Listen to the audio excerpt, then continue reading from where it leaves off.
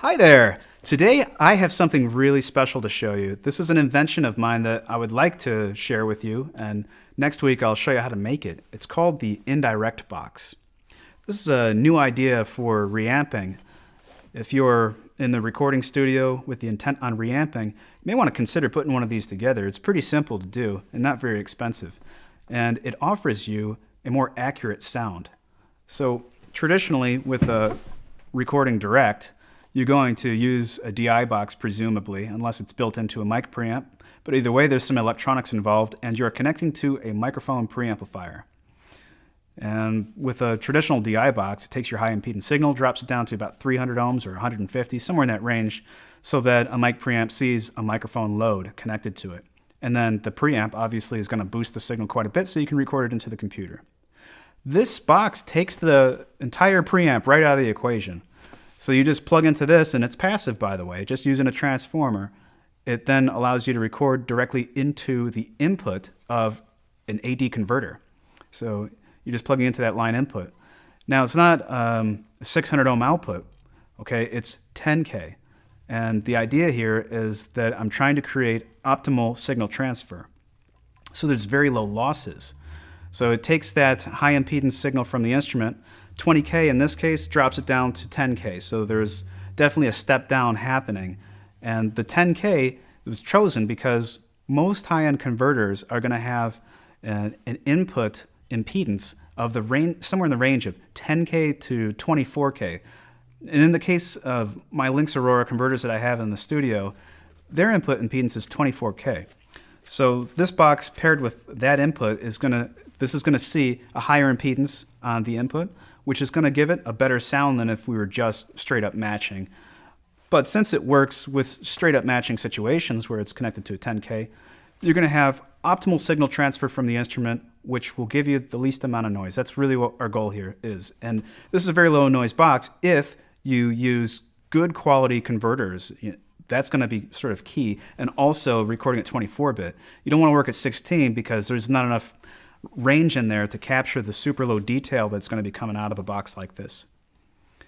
So one of the other things with recording the traditional way of reamping is the signal gets boosted into the computer, so then when it goes back out into a reamping box, it's smoking loud. It's way louder than what the instrument would be, and that's why a lot of reamping boxes have volume controls on them, so you can kind of dial it into what it would be like if you were just plugging your instrument right into the amp.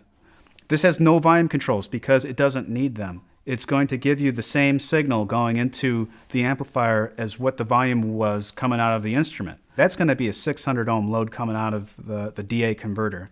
And this box, you're just going to use that parallel XLR jack. It's going to be 10K. So that's actually an ideal situation for optimum sound quality.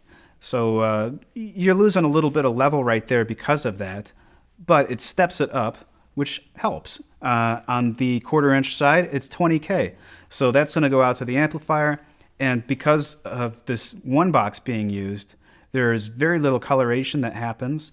There is very little loss in level.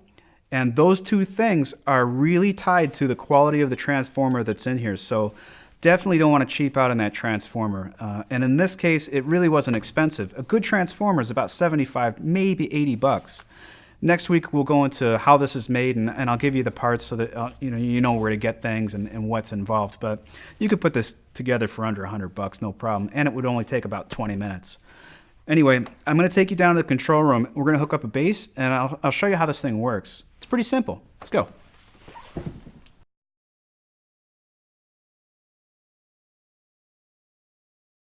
I have my G&L LB100 connected to the Indirect Box 1/4 inch input, and the output of that is just going straight into the input of a Lynx Aurora 16 AD converter. Now there's another jack here, the parallel one, which is going down to my Trinity channel strip. This is one of my own designs.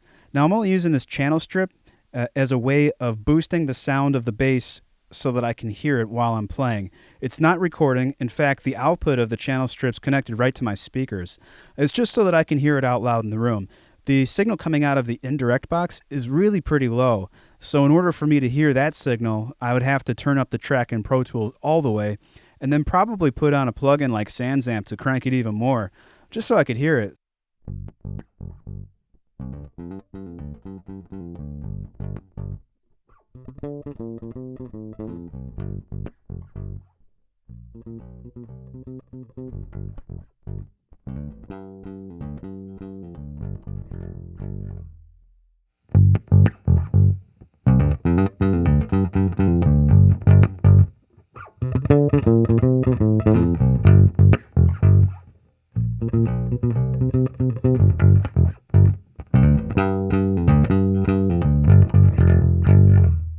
Thanks for checking out my Indirect Box.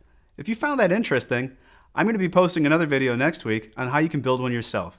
And it's surprisingly easy if you have some basic do-it-yourself skills. If you're comfortable with the soldering iron and a drill, you should be able to put it together pretty quick. I'll provide a step-by-step method along with the schematic for you. If you don't feel comfortable with that stuff, but you'd still like to try one out, shoot me an email and I'll build one for you. Thanks for watching, guys. Have a great weekend and I'll see you next week.